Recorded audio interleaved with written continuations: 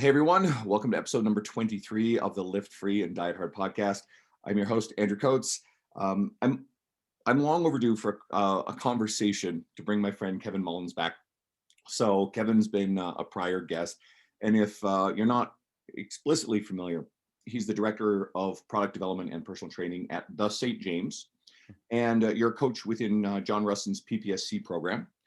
And you're also a very prolific writer. You're an author. Your book, Day by Day, is one of the ones that made my book list on my Facebook, my recommended books for last year. It's a page-a-day book, a lot of wisdoms from your very extensive coaching career as a on the floor gym trainer before you kind of moved into a lot of the I don't know if the word administrative, No, certainly it's um, the word. it's certainly a leadership role in the businesses that you've been involved in for sure, right? So I guess I always like to start with this, like, so what have you been most focused on the last few months? And I'm going to open up to what are some of your future career goals? What are some of the things that you want to pursue? Because I want to talk in terms of goals. I mean, it's going to be it's the first episode released of the new year. Okay. So I enjoy these two-pronged questions. So over the last year, it's been an interesting transition for me. I went from being a trainer on the gym floor who, in between sessions, I was eager to come home and create content for my social media, for websites, for articles. I wrote day by day, other little ebooks that are on my site.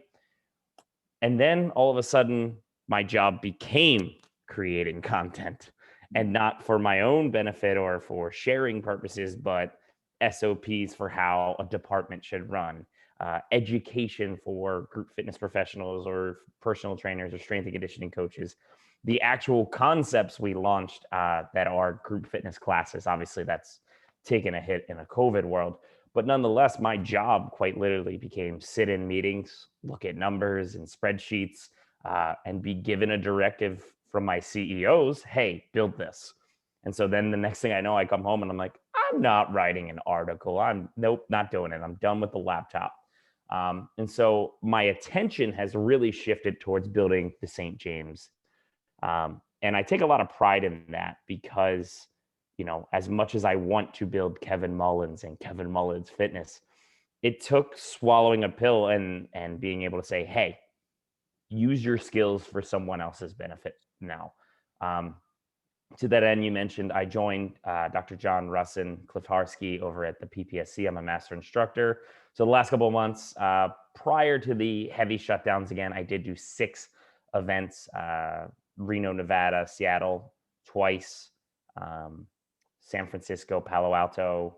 I did one at the St. James. That was pretty cool. I got to be host and instructor. So that was like a super stressful. It would be like hosting a house party, but you're also the DJ. So you're like making sure everybody's having a good time, but also you need to entertain. So that was a lot of work.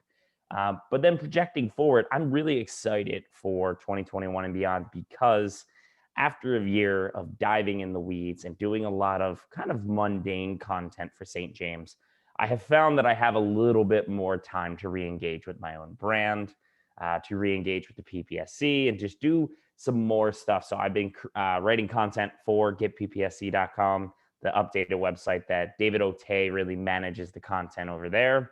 I have been writing some stuff that I will be releasing on my blog as well as a little ebook on making the transition from hi, I wake up at 6 a.m. or earlier and train all day to I'd like to see what it's like on the other side.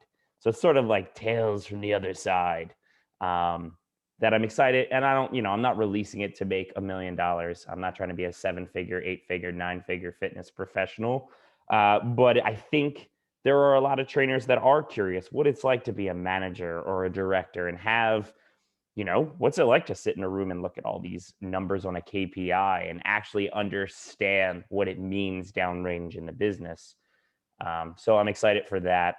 Um, and honestly, I'm just most excited to travel. I know that has nothing to do with Eric, but my biggest goal is as soon as they give us a green light, I'm booking a flight with my wife and we're going somewhere. I don't care where, but I'm going somewhere. Uh, there's a whole bunch of embedded stuff in there, and obviously you and I had talked about a couple things we wanted to chat about. And you and I have, I'll dance around this one, then we'll go right into it. You and I have some very different philosophies about, social media growth and that sort of thing. And I suspect in a big way, it stems from the role you're in versus the type of role I'm in. I talked recently with John Russin on the podcast about, he's assembled a really amazing team. You mentioned David O'Tay. We were talking about Logan Dubé, who I, Mhm. John contacted me to bring the PPSC up here to Edmonton. So Logan was the instructor here, and Logan's amazing. Well, and knowing you, well, you have in that organization and Clifton's incredible, or a group of people who, while have very strong identities of their own and great skill sets, no one in that group has a screaming need to be an independent, attention seeking, individual brand as much as they're all really, really happy to be part of a very awesome team. So John and I talk a lot about that. If anyone's interested, we can go back to that episode.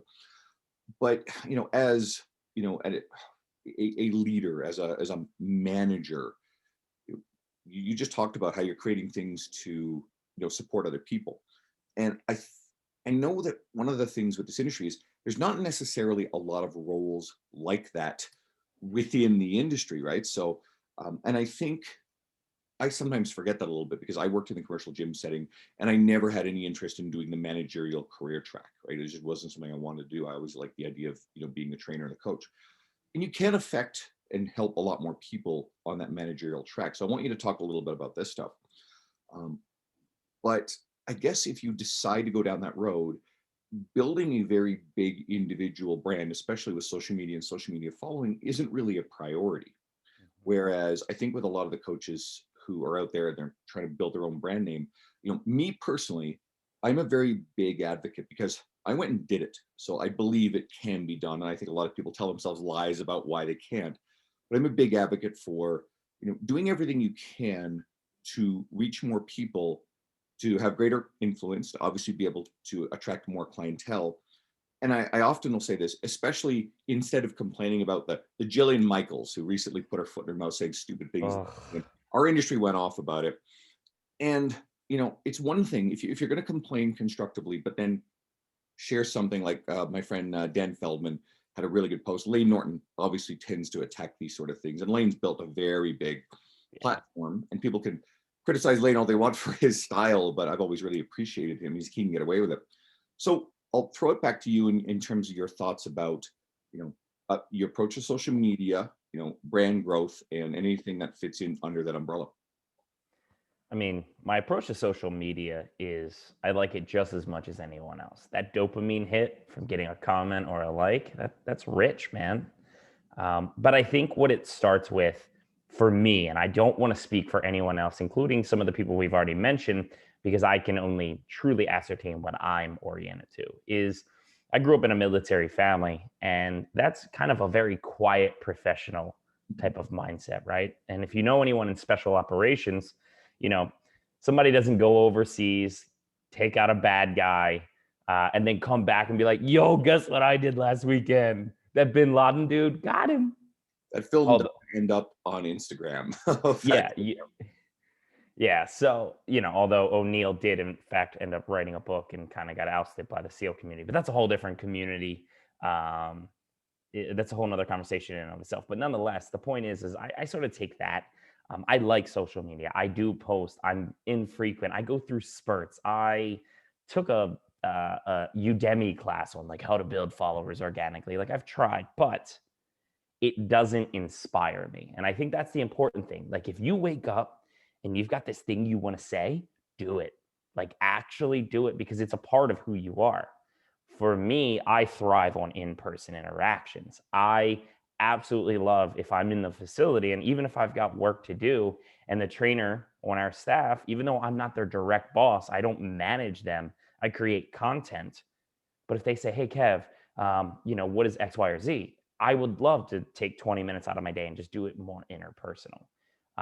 And I don't feel I need to make a big scene out of that. I really enjoy having interpersonal relationships and my favorite compliment, as much as I like a social media like, or dude, you're awesome, heart, heart, heart, eggplant, heart, heart, heart, eggplant. Um, I really like when someone's like, hey, I was talking to so and so the other day and they had something great to say about you. To me, that's my favorite type of social media, not to be corny, but is when, you know, you like when you were with Logan and you leave me a little message. Hey, talking to Logan. We have nice things to say about you. Hope you're doing well. Got to get you back on the podcast soon. Like that made my day because that was a real authentic human interaction. And there are a lot of people such as yourself that are putting out authentic, thoughtful, scientifically valid, good intention work. I love when you post your book list. I'm going to spend a lot of money in the next couple months because of you. But the the bulk, unfortunately, of social media is a lot of look at me. And I get it. We all want to be loved. And especially in a day and age where you can't even go out to a bar in your best outfit and get a little bit of I love. Like I get it. And so I don't hold it against anyone. I'm just speaking for myself. I enjoy longer term projects, including building people. That's one of the reasons I love being a master instructor for the PPSC is it's like I spend 16 hours with content. That's a long time to work on a project, if you will, or an ebook or an article versus here's a great deadlift variation that I did in my workout today. Throw me likes, please. Well, because this is a great topic to flush out. I hope the coaches who kind of thinking about social media and their grander careers really dive into this. I mean, I mentioned you in a recent article I had, and that article Mhm. did really, really well. It got, you and I tend to get a lot of love from the personal trainer development center's lists, right? You had your article was the top article of the year last year, which was really cool. Yeah. The previous year, I had the top article in the career category. So that Yep. stuff, that recognition feels good. Yeah, it's nice. But so I had a recent article. It just made the weekly list this Hmm. past week, and I grabbed a couple of examples of people who I thought were doing it right, who have larger followings. I mentioned Marcy Nevin, who was a recent podcast guest, 80,000 followers, and then Kurt Rollins, who's got about 100,000. And then the next section, I mentioned you and Josh Hillis, who's a Yep. really great guy, really great reputation. And Way how, stronger than me. what's that? I said he's way stronger than me too. Joshua Hillis is stronger than you? I find that very unlikely. Maybe. I don't know. I just picture him as like that just behemoth inside Oh, of his heart. Maybe not like you, like you're an actual behemoth. yeah. No, you're a big boy, right? Logan was talking about you and David O'Tay, big meatheads in lifting when we were when Logan was here. But so back on track. I mentioned you and Joshua Hillis. You guys have mountains of coaching experience, like just tons and tons and tons of experience. It's astonishing, the coaching hours you have on a gym floor, and you're still a young guy. Yeah. But you guys combined have 5,000 Instagram followers, and it's never been part of your mission. So the whole point of it was, the number of we know this. The number of followers someone has is not a good metric of the quality of their information. Hmm. You see Jillian Michaels putting out some of the worst information in our industry. She's over 1 million. But again, I think that if a coach wants to and they want to grow a personal brand, I think one of the more valuable things that they can possibly do is to work on a lot of different things, and some of that's that big slow burning career stuff that will support social media, but to engage with social media and really getting engaged and not just post to generate likes, but to actually like talk to people. I get in and I send a mountain of voice messages to new followers, people who are kind enough to share my stuff, like real, authentic interactions. That is an important and essential part of my approach to social media. It's one of the reasons why my social media blew up this year. Yeah. But I You try did to, too. yeah, and I try to share this stuff so other coaches can see, hey, you can do this. But I think it's really important not just to do the posts and that, hey, it's up for one day and then it's forgotten and you can't search it in, anywhere. Um, to complement it with long form article writing, which is something you and I very much share. This podcast is a type of long form media. If someone, YouTube has never been something I've had a feel for. So therefore, Yeah. I feel like there's definitely some effort that goes into it. And I already do a lot of things, but a lot of people listening and watching are probably doing YouTube and hopefully working on trying to do it really, really well. So I feel like all of these things add up, and having these, you have the PPSC, you have the recognition of, you know, how successful your article writing is, but you have this book, which is big, right? Having a book, same thing with Josh Hillis. Josh Hillis has a book. And those pieces of career capital are very validating when someone comes across your social media and goes, oh, wow, this person is an author. One of the things that I'm very proud of it, but I write for T Nation, right? So that one is an important part of my brand. And when someone comes in and sees that, well, oh shit, this guy's a T Nation writer. Bam. Okay. That's a validating thing. And they're actually more likely to turn around and follow your social media, engage with what you're doing if you have these pieces of recognizable career capital. So this is why I also encourage coaches to, not everybody needs a website, but I think it's a great idea for most. Mhm. Not everybody needs to write long form articles. I think it's a great idea. Right. So let's throw the ball again back to you to, elaborate your thoughts on some of the stuff I just said. I think there's a lot to unpack. Let's start with that last point. I think a website is imperative for the very least of people just should have a landing page for you. Um, and even if it's not a fancy website, if you don't plan on writing articles, you don't plan, just like, there's your face, this is what you do, here's a couple success stories, here's how to contact you at the very minimum. But the most powerful thing that is perpetuated throughout the entirety of our entire species' existence is the ability to communicate. And I think more than ever in today's modern world, writing continues to stand the test of time. No matter how much we want to switch to video, and I know TikTok is everything now, but people like to read still if you write well. And I think your website is the perfect place to write well. When I go back and I read some of the very first pieces that I put on my site, I'm like, oh my goodness, what was I saying? I'm talking in circles. My grammar is absolute dog shit.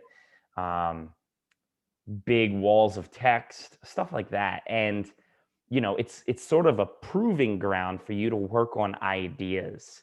It's a place for you to harmlessly get better. No different than a workout that you're not posting, right? So funny about the social media thing is John's on my ass about, like, hey, you need to post yourself working out more. I'm like, my workout is sort of like my fucking time. Like, I'll do it here and there, but by and large, I just want to put on a dope playlist, put my phone to the side, and just train. Um, because sometimes I get really experimental, not quite like Cliff Harsky, 17 kettlebells and a weird band experimental, but like, I'm just like, hey, I'm gonna move this weight in a direction that I probably shouldn't, but let's see what happens. Um, and so, yeah, that's what a website is for. Is I see it as this amazing kitchen to just fuck around in and make new recipes. And if it sucks, you're the only one who has to eat it. And the best part about a website is you can just delete it. So, but it gets you going somewhere. And for me, my start launched when in 2014, Men's Health Magazine did a nationwide search for people to compete on a reality TV show.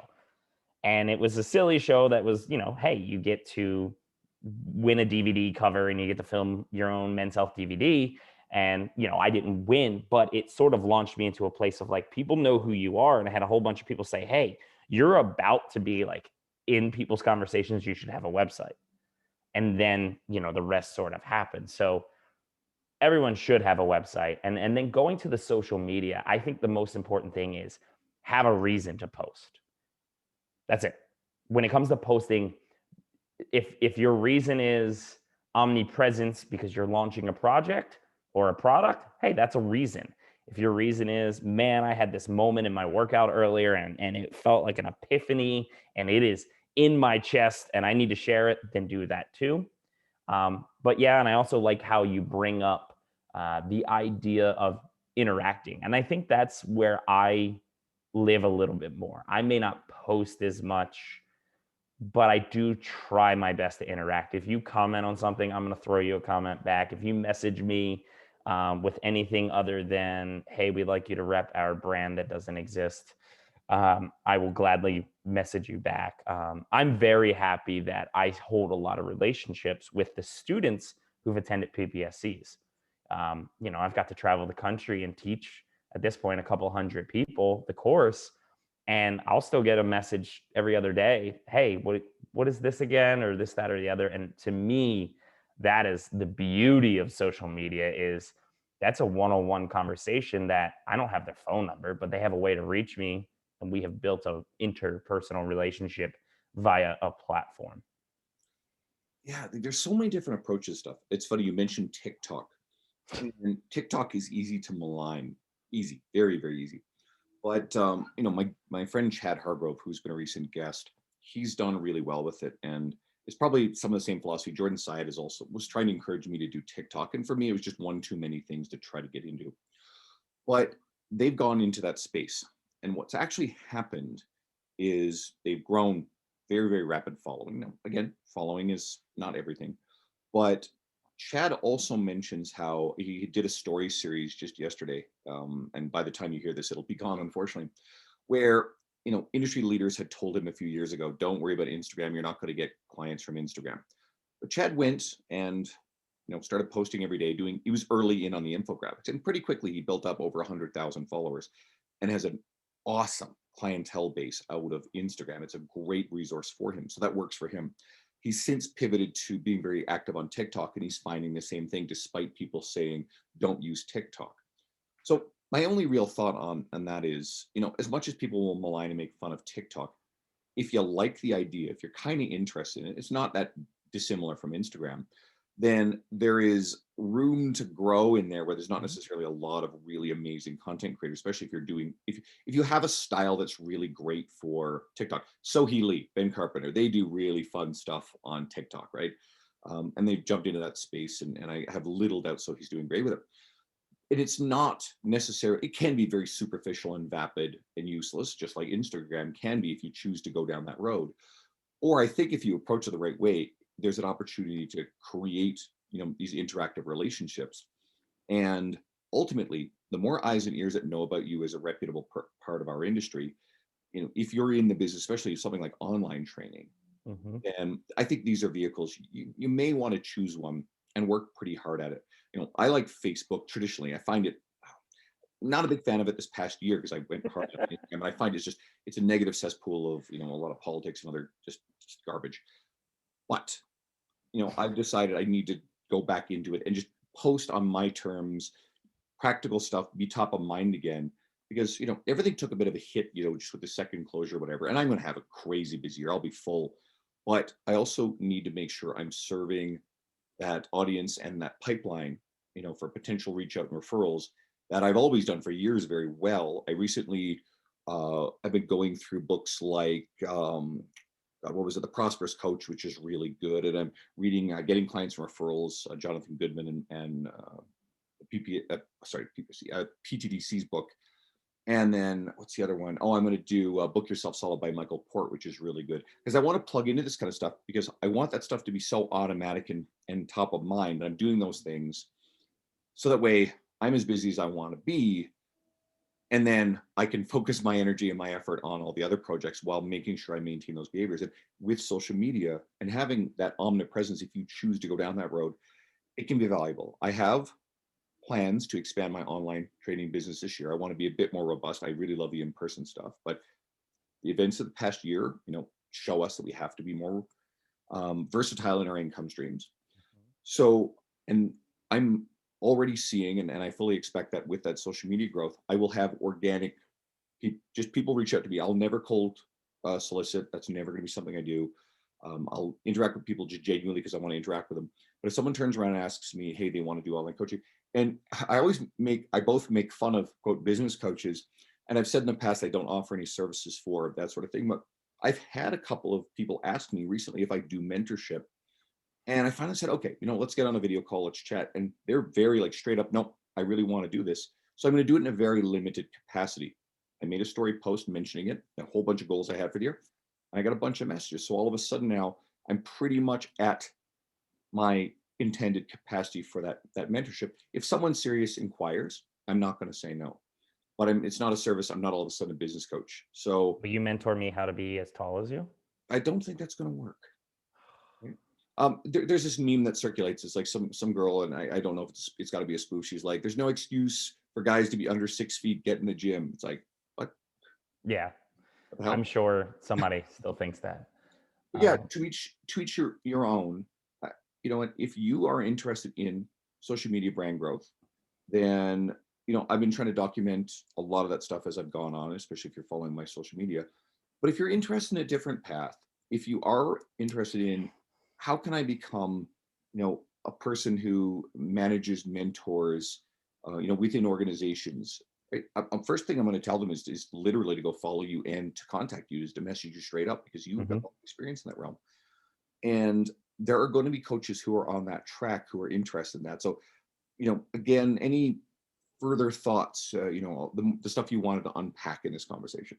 So one thing I just want to point out really funny is you point out, how TikTok works, and you're right that you can grow in any platform if you use it consistently and correctly. Funny fact, about a year ago, I got a client from Call of Duty because my PlayStation name is Trainer Kevin.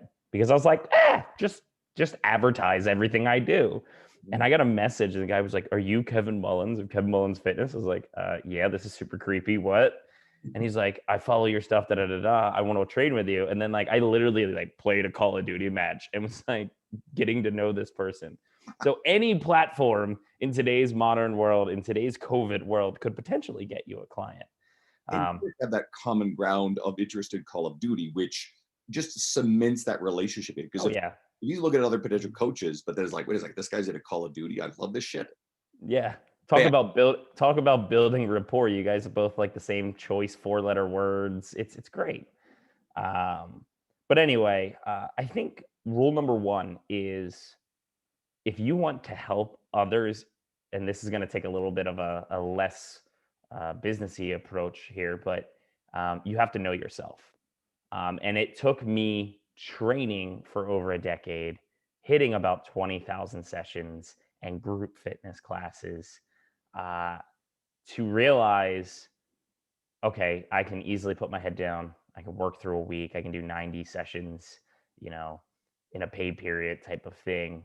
Um, all the certifications, all that experience, all that stuff. And then it took me learning who I am as a person and as a man of like, okay, I've gone through some mental stuff. 2016, I had quite the mental breakdown.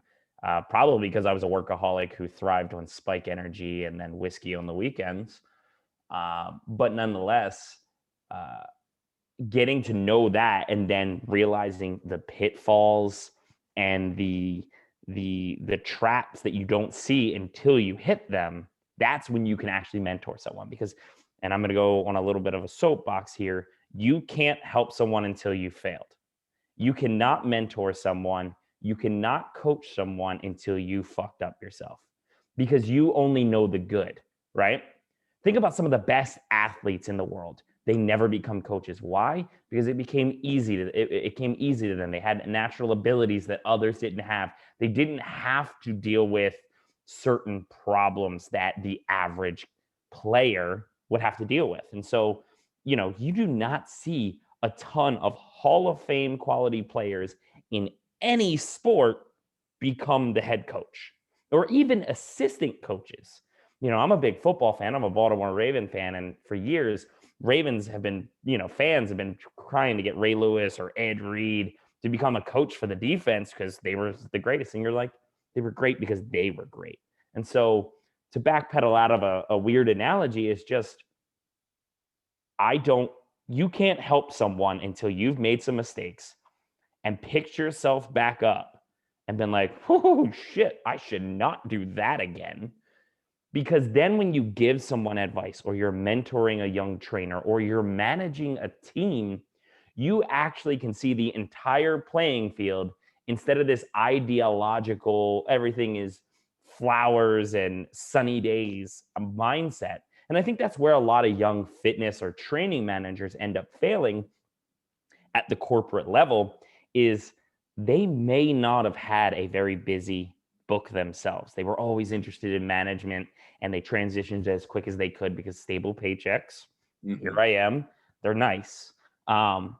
But they didn't gain clients, get busy, get burnt out, then lose clients and have to go, I joke sometimes that a trainer's book if you look at a trainer's book over the course of a decade, it looks a little bit like the stock market.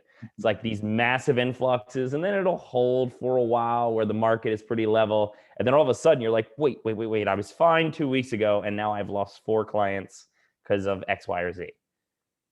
If you haven't gone through that, you can't coach other people because you don't know how to problem solve problems.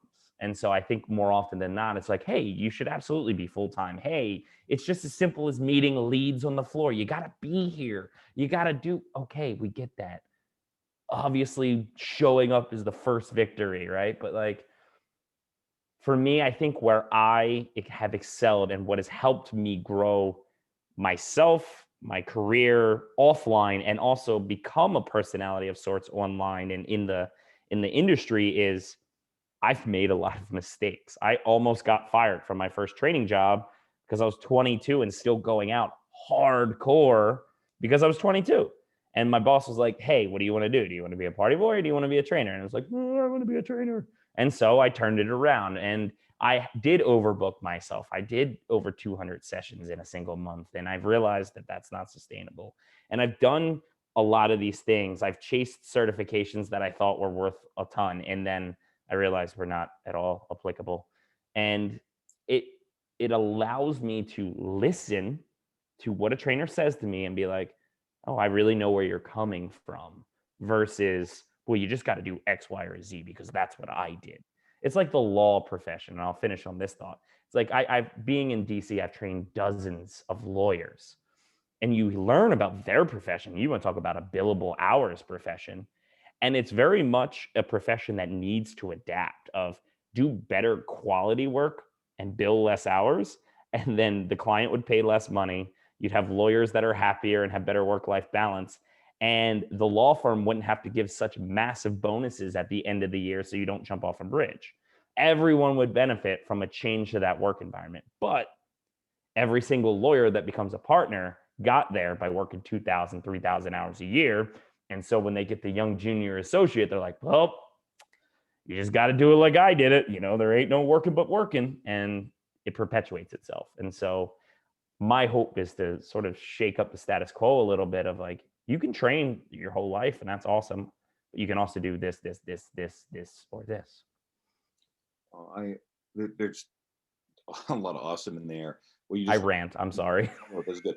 What you described about the legal profession is quite notorious in the medical professional as well, profession as well, going up through medical school and the kind of hours that interns and residents are notorious for putting in.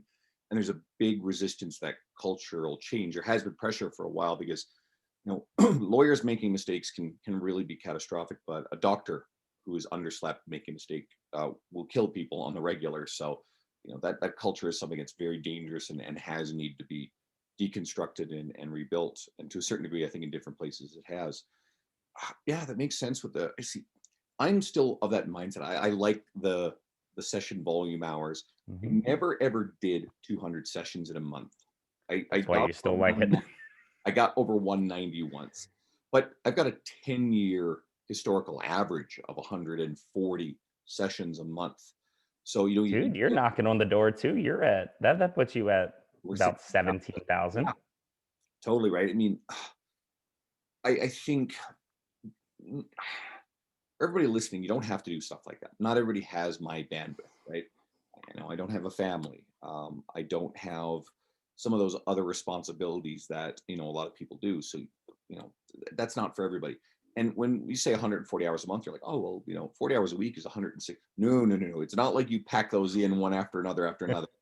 Those are fairly long days. And then in the last few years, it's been very heavy on a lot of other pursuits. I mean, the podcast generally takes, I would say, 4 to 5 hours of total effort a week to run, right? And that's a weekly thing.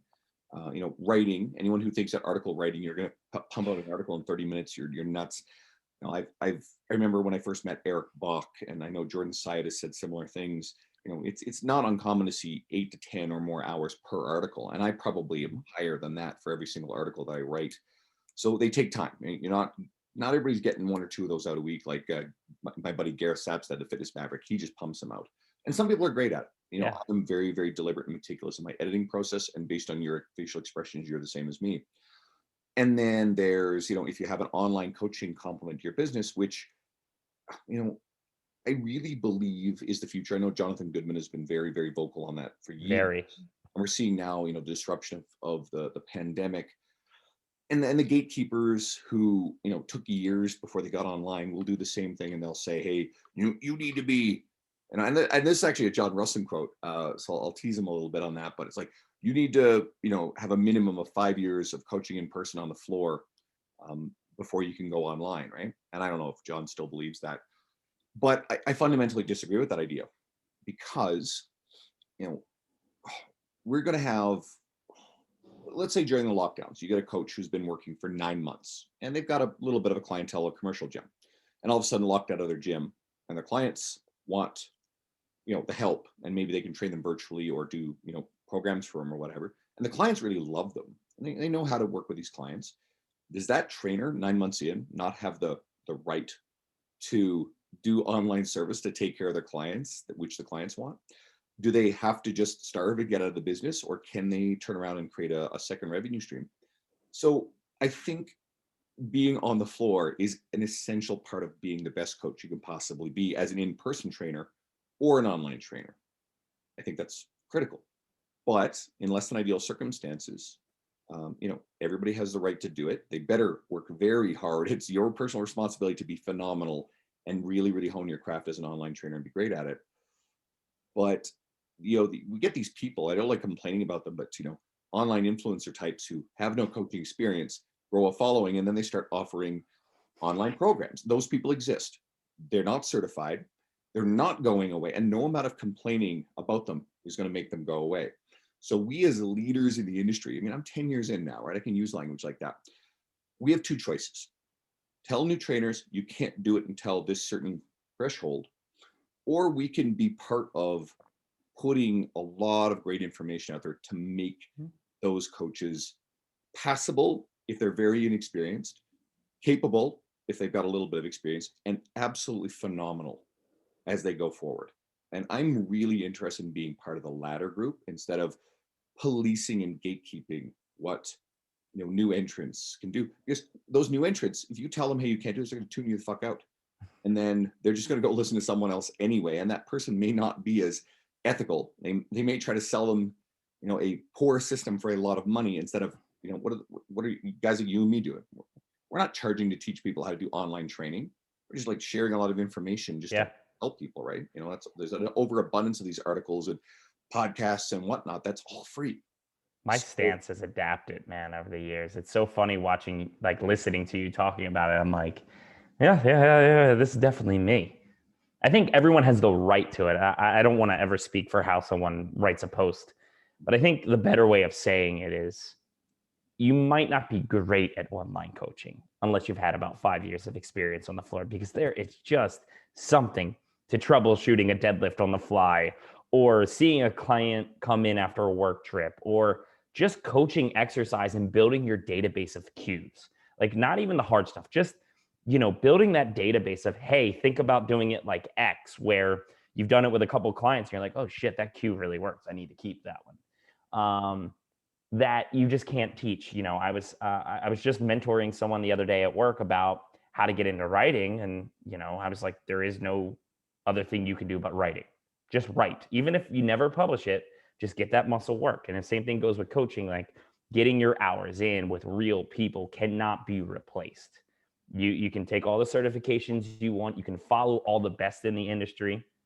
You can read everything that you and I and everyone we associate with has ever written, but until you've coached a session, it's just different. And so I think the real way of saying it is everyone has the right. It's sort of like the Constitution, right?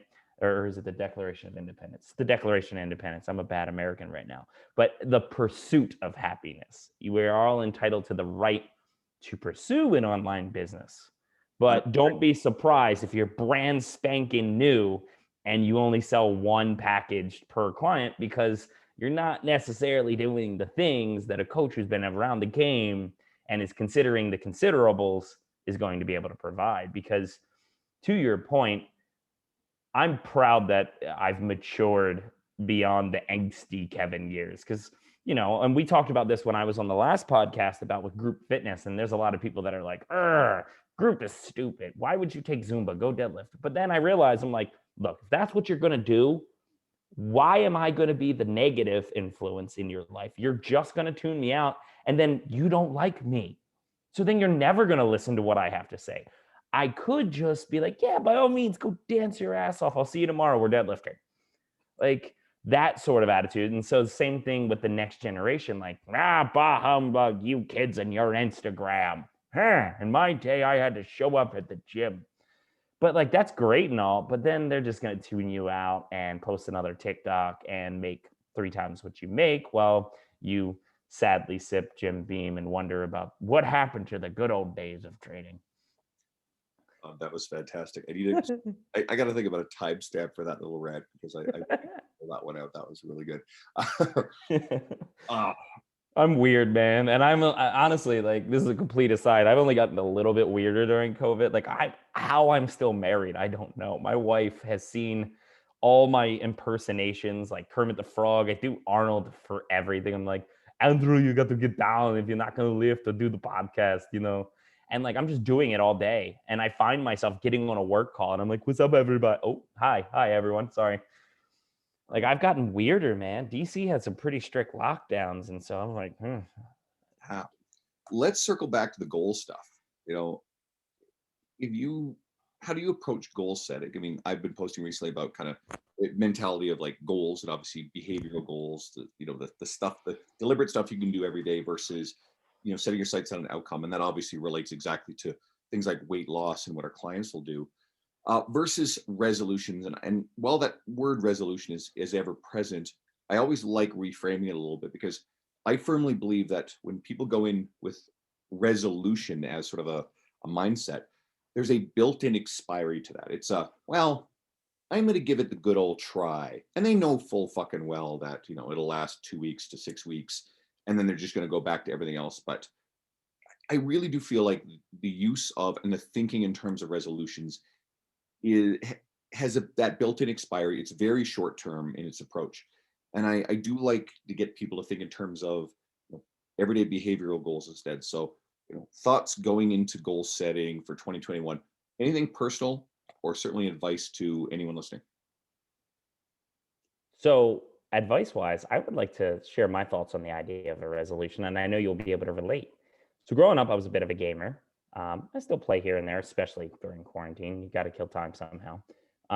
But I would play like these RPG games, role playing games. And every now and again, you'd get down the road and you'd realize your characters were really weak and like you missed a bunch of stuff.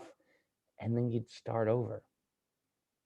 And to me, that points to a human desire of starting over. And so I think one of the things about a resolution, because you're right, resolutions by and large fail because people don't build a plan to go along with this ideology of, I'm going to do this. But let's work with that inspiration. Let's work with this desire to start over. The seasons change if you live in the right part of the earth, but the seasons change, things adapt. But if we coach correctly, we take that resolution and then we help them explore it. So for me, the most important thing about goal setting is the question, how do you feel when you've accomplished this goal? Because I need them to start assuming success is going to happen. And I need them to consider how they feel about themselves, because that right there is going to be the motivator. People talk about dangling the carrot out in front of people as goal setting. And yeah, if you're like, hey, remember you want to lose 10 pounds? But if the person gives you, I would feel so empowered at my friend's beach wedding in July, looking my absolute best because a lot of my friends saw me gain the weight. I really want to hit that. And I want to feel sexy. Okay, boom. That is the motivation. It's not the 10 pounds. It's not the 15-pound resolution. It is this feeling. And the feeling is what's going to keep them motivated. And so, tying it back around, resolutions are feelings. Goals are feelings. You have to build the action plan. I want a Lamborghini. I would love to go downstairs hit a little button and hear that Italian purr. Have I necessarily aligned my life to put a Lamborghini Huracan in my garage? Probably not. I'd be in investment banking or a 9-figure, 10-figure fitness business coach or whatever, renting and leasing cars for my Instagram ads. But nonetheless, sorry, I had to. But nonetheless, for goal setting, the most important thing is you have to pull your goal apart. What is the emotion that you feel when you achieve it? What is the emotion you feel right now having not achieved it? So for me, I'll share my goal is I'm refocusing on my physical dominance. Over the last 3 to 5 years, I have excelled because my intellectual ability, my writing ability, my presenting, my personality, my coaching, my mentorship, my leadership. But in that, because to quote Mark Manson, you only got so many fucks to give, my workouts have, and it's hard to admit in public, but I do not prioritize my own training. I do not attack the gym. I go through phases just like anyone else where I'm like, yeah, yeah, yeah. And you'll see my body start getting a little tighter and bigger and stronger and ripped. And then it's not that I skip workouts. It's not that I eat Doritos on the couch. It's just I don't go at it with a priority. I'm like, okay, I got X, Y, and Z to do today. I just got to get this workout in. But now my goal is okay, I'm very proud of the body of work I've put out there. So, what is it that I'm going to feel when I regain my physical dominance? And for me, that's about the 9% I was when I competed on Men's Health. Granted, I was 25, I'm now 32. So, metabolic rate has probably changed a little bit. But nonetheless, what am I going to feel? I'm going to feel like the complete package because my insecurity sometimes as a fitness coach is, well, here I am. I'm teaching all these people at this workshop how to work out. And while I'm not out of shape, I sure as hell don't look like I'm ready to take off my shirt and have a flex fest with anybody here. That dude's way bigger than me. That dude's way more ripped than me. Shit, she's got better calves than me. And so it's like, I want to complete my package because I know I bring the other stuff now. And before it was the exact opposite. When I was younger, it was, I'm going to look really good naked because I don't know shit. And so this sort of, the mask versus the real person. So I've set a goal for myself. I'm doing cardio in the mornings. I'm getting my weight training. I'm working with some of our PPSC team that have specialties like Dr. Justin Farnsworth to get my hip correct because I've sort of, like any meathead, loved my bilateral lifts. And yet my hip is like, dude, what are you doing? Some unilateral stuff, please. And I'm actually investing in my health. I actually got my first physical in 4 years because I was like, oh, I work out, I'm healthy, I don't need all this. And then I got my blood work and they're like, hey, you're healthy, but you're moving in a direction. So maybe do a little bit more steady state cardio. And you're like, yes, doctor. So I know that's long winded, but I only know my personal example. And so for me to bring home my coaching point on goal setting is let your clients have resolutions. Let your friends have resolutions. You turn them into goals by attaching emotion to them, and then you just build the plan backwards. Okay, you want this. Here's what science and habit behavior says we do, but always knowing that a goal at its core is an emotional thing. It's something you want. Wants are emotions, needs are not. So, I would argue needs are not goals because you actively seek to meet your needs. So, there you go. I love it. I too have to dial it up a notch with the workouts, right? I mean, I'm a big guy. Everybody kind of knows that who's seen the image of me anywhere on social media. But I was sick just before Christmas. I lost about 12 pounds. Half of it is back. And that's part of my identity too. So that was sort of an emotional blow. I was exhausted and just feeling really run down. But I bounced back, and so I started doing something I haven't done in years. For years and years and years before. I mean, I started getting serious, like serious 18 years ago in a gym setting. I had these little notebooks and a pen I would bring with me, and I wrote every workout down. I did that for years. But I haven't tracked my workouts for also many years. Right? So I recently popped up a spreadsheet, and I just made up all my workouts. And week over week over week, I can see what I did the previous week, and I'm pushing myself. And it feels good. I feel like, okay, I've got to just take this off of cruise control. It's not always totally cruise control, but it's felt like it at times. And I want to amp it up a bit. And then I was watching the Fast and the Furious movies through. My girlfriend had not Yes. seen most of them, and I love them. So we just got through 5. And The Rock looks terrifying. He is absolutely fucking enormous in that movie. He's big. So I saw this, I'm like, ah, shit. Anyway, so I was training shoulders last night doing a seated barbell overhead press. And I just like dialed that image into my mind. And I had more in the tank and I pushed, Hmm. harder. And that mental intensity to go at your workout. I think it's the same sort of thing you're talking about. And that image, stirred up emotion. And it's like, okay, cool. And then again, tracking it and looking at the previous weeks and whatever. I'm like, okay, week over week, I'm going to try to do just a little bit more and a little bit more versus just haphazardly training. So we as coaches can absolutely fall into that and that habit. And then, yeah, it goes back to something you said initially about, getting into, the role that you were in doing content full time for, the company, and then not wanting to go home and do it for yourself. How many coaches do have that experience where they get really passionate about the idea of being a coach? They love working out. And then after, a long day of coaching people, it's like, you're not as passionate or energized for your own workouts. For me, it's Yeah. been a non-negotiable. I still always work out and it is still something I look forward to. But if anybody's kind of struggled with that a little bit, you know, based on our conversation, you're certainly not alone. I think that's a very real thing. I do think we have to demonstrate our own ability to, if we're going to give the advice to our clients, we have to be able to demonstrate the ability to do it ourselves and build in those habits and discipline. And Hmm. one of the cliche things, every once in a while, someone will post, you see a lot of this rhetoric. It's like, oh, I would never, hire a trainer who looks like they need a trainer. And I certainly have my own problems with that blunt rhetoric. I also have my problems with the converse idea that, oh, it doesn't matter what a trainer looks like. And, that's naive too.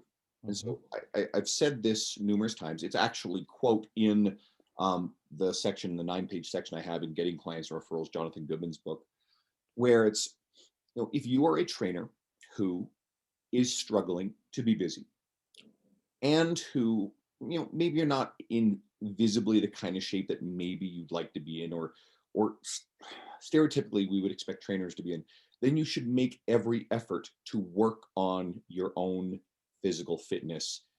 If how you look, a, leaves you feeling a lack of confidence, and b, you think that it may be contributing directly to how busy you are, instead of saying, well, that's not fair, I have all this knowledge, I should be busy too. Well, there's something missing in terms of marketing or whatnot that you can take control of to be a busier coach. And plus, we do, I think this is important, we do compromise our credibility to be able to say to clients, people who are busy, they've got kids, their lives are chaotic or whatever, and we're trying to tell them, hey, you have to make some sacrifices or have the discipline to make sure you're eating right, you're getting your workouts in. So we can't really use those same excuses ourselves. Hmm. So I think we do have to practice what we preach there. So obviously that's a nuanced thing. And I hope no one would be offended by that sort of sentiment. And there are trainers who, yeah, you'd look at them and go, oh, that person's not a physique model, but they're crazy busy. Okay, cool. There's different people, different niches, what have you. But if that person has developed the brand, the skills, the interpersonal interactions, and who knows, maybe they're not the most ripped person in the world. Maybe they're strong and flexible, and there's all kinds of cool stuff that they are doing physically, and they're doing it on their terms. Cool. Like, don't judge based on just appearances alone. But Yeah, as I mean, it's a simple analogy. It's like if you look at investing and you get on Google and you find an investment firm and you roll up and it looks like it's in an old rundown McDonald's building. Like you clearly know that architecture. I think this was a McDonald's at one point. And you walk in and it sort of smells like someone pissed in the corner. But there's Dave. And David promises to make you money. He is the guy. He's going to find the stocks for you that are going to allow you and your family to have your dream retirement. And more than that, you're going to achieve wealth now. And yet you're standing in fry grease from 1983. Of course at least I freaking hope you're not going to sign on with that investment firm. It's very similar with training. That's a very vivid, meant to be somewhat funny example. But if I'm a person that is looking to get in shape and I look at a person who looks no better off than me, I have to question whether or not this person can at least push me. And maybe they can, because it is true. Your physical condition is not reflective of your ability. I am not as ripped as I was at 25. However, I could coach circles around that guy. And I'm super confident and I know I can do the job. But if I'm a new client and I don't know what you know and I haven't experienced your wealth of knowledge, it's like dating. You could have a crazy, amazing personality. You could have a wall full of degrees and 72 kittens that you care for. But if I'm not attracted to you, I'm probably not going to buy you a drink, period. It's that simple. And so that's one of the things we run to. And this is, I don't want to launch a freaking identity politics type of conversation, but the higher human brain has adapted to consider things such as there's more to a person than their looks or, X, Y, or Z. But the reptilian survival brain is still doing math underneath it. So whether you're looking for a mate or you're looking for a trainer, there is still an innate reptilian level reaction to a person's appearance that, for better or for worse, might impact their willingness to say yes to you. And I think we just got to own that. We as humans, we have to understand that people are judgmental creatures and make first impressions. And we can be pie in the sky wishful thinking about how great it would be if everybody saw us for our skill sets first. Mhm. But the potential customer will look at how we look. So I think that's a good point to jump off there. Amen. To remind people, let's build your social media, get you a few more followers. Do Let's this, man. remind people where to find you. I am at Kevin Mullins, Mullins, fitness.com, as well as, well, at Kevin Mullins Fitness on Instagram, and then kevinmullinsfitness.com is my website. I will be posting more. I've been doing better, Andrew. I have 6 posts in the last 9 days. That's progress. Ooh, there we go. So I will be doing more. My hope is, as 2021 goes on, you can rely on me for seeing behind the curtain. I want to be Oz. I may not be Dorothy or Toto or the Scarecrow and the Iron Man, Tin Man, something. Iron Man was Avengers, but nonetheless, I want to be Oz behind the curtain. I want to. I've been on the other side, and I'm very excited to launch a product or two coming up. And that's not a shameless plug, but I've been in the corporate meetings, and I really want to help commercial gym trainers understand, for better or for worse, how they're seen by upper level management.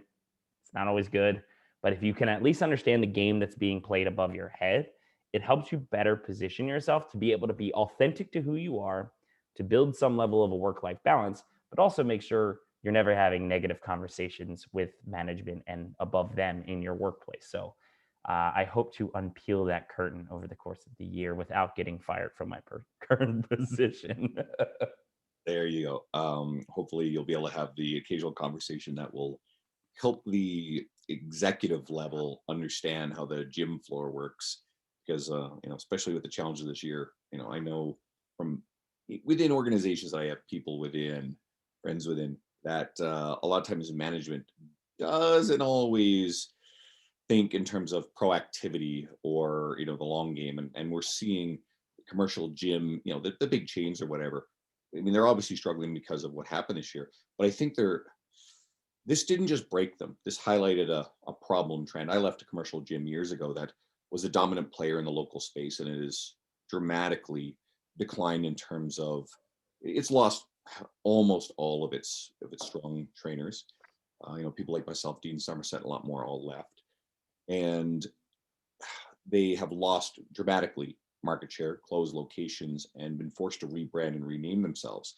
And then major players like Good Life and LA Fitness came in and have soaked up a lot of the market, right? And now Evolve, the umbrella that I'm under, is growing and expanding rapidly. So, you know, it's interesting. I don't want to go too far on that tilt because That's a whole nother conversation there about brand building and yeah, and what CEOs, I'll sum it up as a person who sat in the rooms. CEOs and investors see, how do you maximize square footage? How do you maximize employees, dollar per hour type of thing?